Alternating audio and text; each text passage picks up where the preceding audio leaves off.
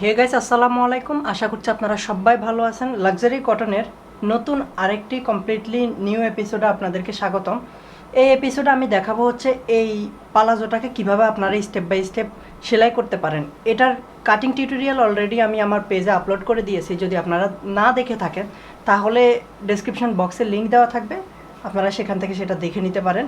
এরপর হচ্ছে ভিডিওটা কিভাবে সেলাই করতে হবে সেটা স্টেপ বাই স্টেপ এরপরে দেখবেন, কারণ এখন আপনারা দেখলে অনেক কিছু মিস করবেন। ওই জন্য আগে হচ্ছে কাটিং টিউটোরিয়ালটা দেখে নেবেন, এরপর হচ্ছে এই ভিডিওটা তারপরে হচ্ছে স্টার্ট করবেন। তো ভিডিওটা শুরু করার আগে আমি বলে রাখি, আপনি আমার চ্যানেলে নতুন হয়ে থাকলে সাবস্ক্রাইব করে দিবেন, ফেসবুক পেজটাকে ফলো করে সাথেই থাকবেন। তাহলে আমরা স্টার্ট করি ভিডিওটাকে। আর আপনারা স্টেপ বাই স্টেপ দেখতে থাকুন, ভিডিওটাকে টানার কোনো প্রয়োজন নাই, তাহলে টানলে কিন্তু আপনি কোনো না কোনো অংশ মিস করবেন। আমরা হচ্ছে সালোয়ারের নিচে যে বর্ডারটাকে জয়েন্টের জন্য রাখছি, এটা প্রথমে রেখে দিচ্ছি। অ্যাট ফার্স্টে হচ্ছে আমরা উপরের দিকে যে জয়েন্টটা আছে জয়েন্টটা করে নেব। ঠিক যতটুকু আমরা রাখছিলাম হচ্ছে জয়েন্টের জন্য, ঠিক ততটুকু রেখেই হচ্ছে জয়েন্টটা করব।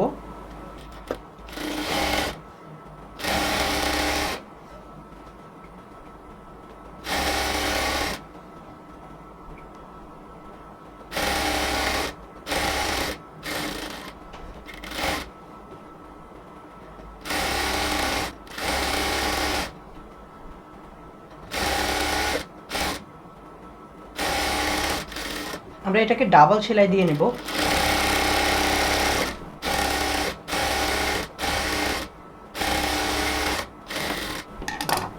এবারের কাজ হচ্ছে এটাকে ওভারলক করে নেওয়া। দোনোটা পার্টকেই হচ্ছে আমরা সুন্দরভাবে ওভারলক করে নিছি। ওভারলক করে নেওয়ার পর এবার নেক্সট কাজ হচ্ছে উল্টা সোজা অংশটা দেখে আমরা হচ্ছে এটার সাইডটা জয়েন করে নেব।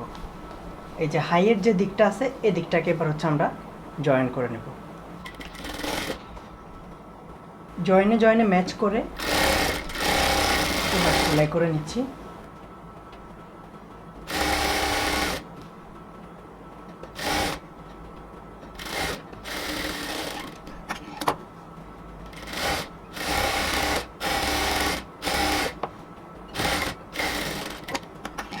একটা পাশ সেলাই করার পর আমরা অপর পাশটাকেও সেলাই করে নিব।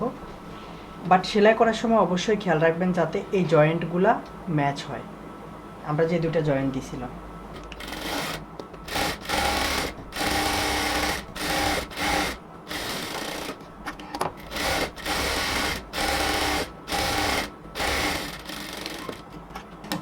এবার হচ্ছে আমরা এই দুইটা সাইডকে ওভারলক করে নেব। আমরা হচ্ছে দোনোটা অংশকে খুব সুন্দরভাবে ওভারলক করে নিছি। এবার নেক্সট কাজ হবে আমাদের সালোয়ারের নিচে যে জয়েনিংটা নিছিলাম আমরা সেই জয়েনিংটা করে দেওয়া। পুরোটা সালোয়ারের মুখে আমরা জয়েনিং করব, বাট হচ্ছে দুপাশে কিছুটা অংশ করে কাপড় রেখে দেব যাতে উপরের দিকের ফিনিশিংটা সুন্দর হয়।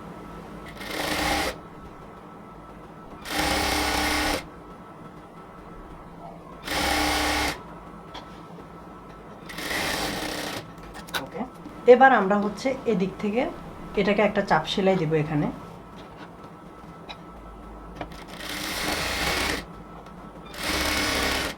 নখ দিয়ে ঘষে নেবেন, কারণ হচ্ছে এই জায়গাটা যাতে ফিনিশিং ভাবে থাকে। এবার নেক্সট কাজ হচ্ছে এটাকে ফুললি ফোল্ডিং করে আমরা পুরোটা পায়ের মুখকে এবার সেলাই করে নেব।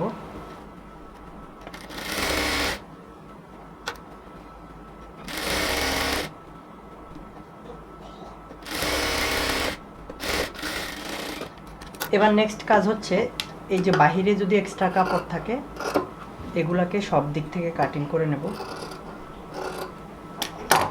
এবার সালোয়ারটাকে আমরা হচ্ছে ডাবল করে নিয়ে এটার মেজারমেন্ট অনুযায়ী সেলাই করব। সালোয়ারের মুখটা ছিল হচ্ছে 7 ইঞ্চি, 7 ইঞ্চিতে ধরে এখানে আমরা প্রথমে লক সেলাই দিয়ে দিব। এবার উপরের দিকে সেলাই করে আসবো।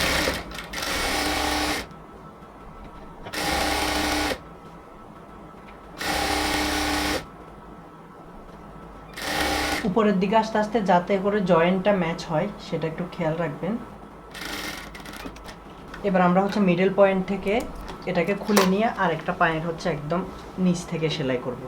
এখানেও মেজারমেন্ট করে নেব কতটুকু পায়ের মুখটা দিব আমরা। এটাকেও আমরা হচ্ছে লক স্টিচ করে তারপর সেলাই করব।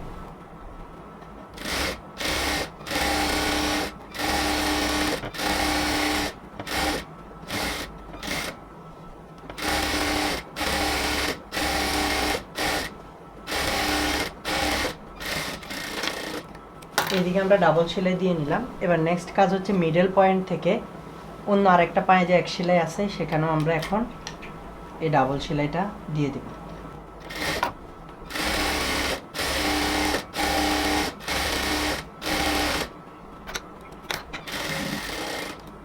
সেলাই করা আমাদের কমপ্লিটলি ডান। এবার যদি মনে হয় কোনো দিকে কাপড় একটু বেশি বা কম আছে তখন সেটা আপনারা আপনাদের টেস্ট অনুযায়ী কাটিং করে নিতে পারেন। টেস্ট বলতে এখানে বোঝানো হচ্ছে মানে আপনি যদি বেশি কাপড় ভিতরে রাখতে চান তাহলে রাখতে পারেন, আর যদি মনে করেন না এত কাপড়ের দরকার নাই তখন হচ্ছে সেটাকে হচ্ছে কাটিং করে ফেলে দিতে পারেন। এরপর হচ্ছে আমরা এইভাবে হচ্ছে এটাকে ফিনিশিং দিয়ে নিব যাতে বাহিরের থেকে কাপড়টা দেখা না যায়। আমরা এখানেও হচ্ছে কাপড়টাকে প্রথমে ট্রিম করে নিচ্ছি, এত বেশি দরকার নেই। এরপর এদিক থেকে কাপড়টাকে এদিকে ফোল্ডিং করে সেলাই করে নিচ্ছি। এবার নেক্সট কাজটা হবে আমরা সালোয়ারটাকে এখন হচ্ছে সোজা করে নেব। সালোয়ারের উপরের অংশে যেহেতু কাপড়ের কিনারটা আছে ওই জন্য হচ্ছে আমরা উপরের অংশে আর ফোল্ডিং করতেছি না, এখন এখানে হচ্ছে এলাস্টিক লাগাবো। বাট এখন হচ্ছে এই এলাস্টিকটাকে আমরা মেজারমেন্ট করে নেব। এখন এই এলাস্টিকটাকে মেজারমেন্ট করে নেব। এলাস্টিকটা আসলে হচ্ছে ডিপেন্ড করবে আপনি কতটুকু দিবেন, সেটা ডিপেন্ড করবে হচ্ছে মানুষটা আসলে কীরকম হেলদি, না হচ্ছে উনি একটু শুকনা, বা হচ্ছে এলাস্টিকটা কি বড় হচ্ছে না কোনো এলাস্টিকটা বড় হচ্ছে না। এলাস্টিকটার স্ট্রংনেসের উপরে হচ্ছে ডিপেন্ড করবে আপনি কতটুকু এলাস্টিক সালোয়ারে দিচ্ছেন। এলাস্টিকটা কাটিং করে নেওয়ার পর আমরা প্রথমে হচ্ছে এলাস্টিকটাকে জয়েন্ট করে নেব। ওকে, এলাস্টিকটাকে জয়েন্ট করে নেওয়ার পর এরপরে হচ্ছে সালোয়ারের কোমরে হচ্ছে আমরা এলাস্টিকটা লাগাই নেব। আমরা এলাস্টিকটাকে যে লাগাবো এলাস্টিকের উপরে সেলাই দেব না, এলাস্টিকের পাশ দিয়ে পুরো কোমরে সেলাই হবে।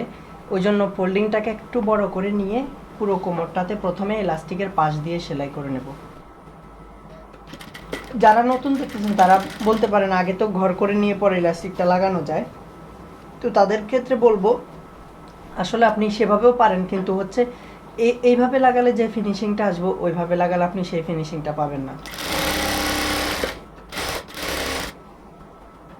কোমরটাকে আমরা আস্তে আস্তে ধরে ধরে এলাস্টিকের পাশ দিয়ে সেলাই করতেছি। এলাস্টিকের উপরে কিন্তু সেলাইটা পড়তেছে না একটুও।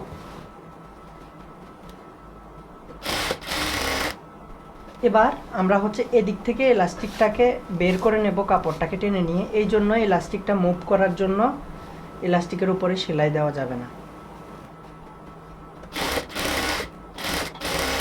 আস্তে আস্তে সেলাই করবেন যাতে জিনিসটা একদম সুন্দর হয় সেই হিসাব করে।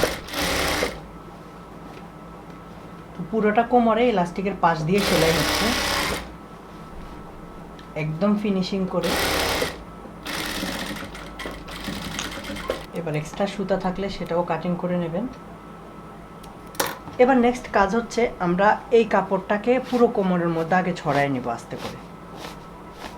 এবার দেখা যাবে কোনো জায়গায় বেশি কোনো জায়গায় কম থাকতে পারে, এই জন্য এটার সলিউশন হচ্ছে আমরা ইলাস্টিকটাকে চারদিক থেকে একটু টান দিব, তাহলে যে কাপড়টা থাকবে এই কাপড়টা চারদিকে সমানভাবে ছড়াই পড়বে। এবার দেখুন চারদিকে ছড়াই পড়ছে কাপড়টা। এবার হচ্ছে আমরা ইলাস্টিকটাকে এবং কাপড়টাকে ফিক্সড করার জন্য ইলাস্টিকের উপর দিয়ে সেলাই দেব, একদম মাঝখান দিয়ে আমরা একটা সেলাই দিয়ে দিব। ইলাস্টিকটাকে দুপাশ থেকে টেনে ধরে এই সেলাইটা করতে হবে। যতটুকু কাপড় আপনি হাত দিয়ে টানতে পারবেন ততটুকু কাপড়ই ধরবেন, এর চেয়ে বেশি ধরার প্রয়োজন নেই। আর যে কাপড়টা যে জায়গায় আছে ওই জায়গায় রেখেই আমরা এই সেলাইটা করব। টানার সময় কিন্তু দুপাশ থেকে টেনে সেলাই করতেছি আমি এখন।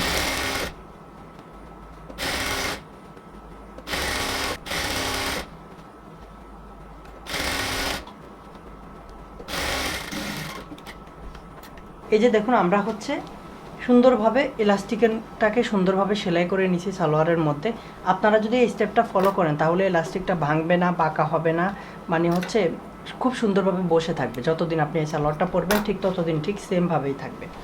আর এদিকে পায়ের দিকে আমি যে জয়েন্টটা দিয়েছিলাম এই জয়েন্টটা দেওয়ার সময় দেখুন কিন্তু আমি ভেতরের দিকে হালকা করে, আপনারা দেখতে পারতেছেন কিনা দেখুন, ভেতরের দিকে কিন্তু আমি হালকা করে বর্ডারটাকে একটু ভেঙে দিয়েছি যাতে করে সামনের অংশ থেকে দেখাই না যায় আমি যে জয়েন্টটা দিয়েছি, বোঝা যাতে না যায়। তো ঠিক সেমভাবে এভাবে ফিনিশিং দিয়ে আপনিও যদি সেলাই করেন তাহলে আপনি যাই সেলাই করেন না কেন সেটার সৌন্দর্যটা বৃদ্ধি পাবে।